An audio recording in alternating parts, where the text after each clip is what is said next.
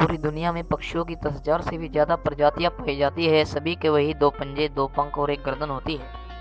लेकिन इन्हीं में से एक ऐसा पक्षी है जिसकी एक अलग ही पहचान है, जो आसमान का सीना चीर के हजारों मीटर ऊपर 120 किलोमीटर पर आवर की रफ्तार से उड़ता है, जो खुद के कई गुना अधिक वजन के शिकार को भी अपने पंजों में दबोच कर उड़ जाता है। और इसीलिए उसे पक्षियों का राजा कहा जाता है, जिसे हम बाज के नाम से जानते हैं। और एक बाज इतना ऊंचा मुकाम हासिल करता है अपनी ट्रेनिंग और अपने पुनर्जन्म की वजह से।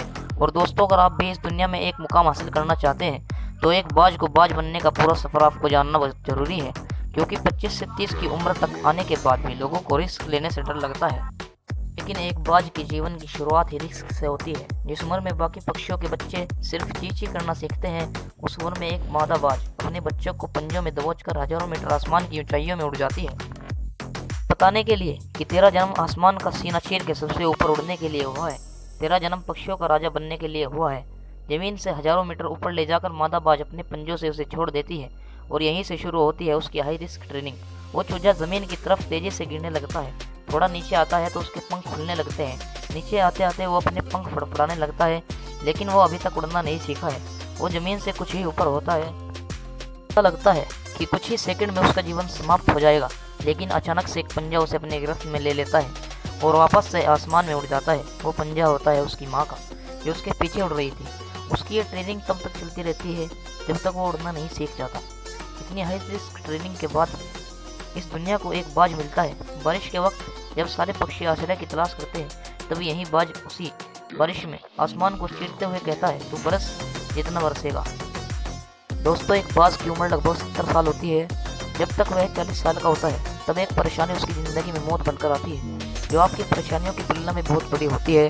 क्योंकि 40 साल की उम्र में बाज की चोंच इतनी मुड़ जाती है कि उसे शिकार निगलने में बहुत परेशानी होती है। उसके पंख भारी हो जाते हैं, छाती से चिपकने लगते हैं, जिससे उड़ना बहुत मुश्किल हो जाता है।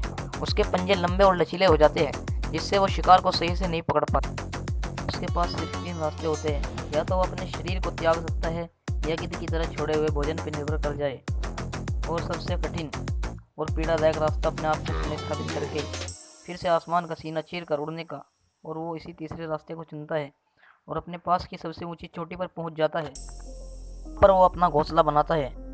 फिर से शुरू होता है परेशानियों की जड़ से उखाड़ कर आसमान में उड़ने का सफ़र। वो अपनी चोंच को एक चट्टान पर मार मार कर तोड़ देता है, लहूलुहान हो जाता है और इंतजार करता है नई चोंच आने का। उसके बाद अपनी नई चोंच से अपने पंजों को काट देता है और फिर इंतजार करता है नए पंजों के उगाने का। उसके बाद वह अपने एक एक पंख को अपने शरीर से अलग करता है और फिर इंतजार करता है नए पंख उगाने का। और इस प्रक्रिया में उसे समय लगता है पूरे 5 महीने का।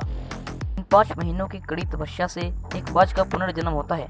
वो फिर से तैयार हो जाता है आसमान का सीना चीर के उड़ने के लिए। जो 3 रास्ते बाज के पास थे, वही 3 रास्ते आपके पास होते हैं।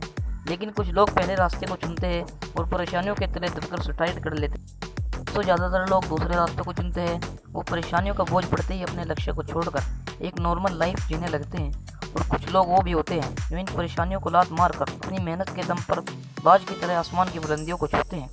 दोस्तों, बाज की ट्रेनिंग हमें बहुत बड़ी सीख देती है कि अगर रिस्क लेना पड़े तो लो, कि अपने फील्ड में अपने आप को इतना ट्रेंड कर लो कि उस फील्ड में आपसे ऊपर उड़ने के बारे में सोचकर लोगों के पसीने छूट जाए। तभी आप अपने फील्ड के बादशाह कहलाओगे।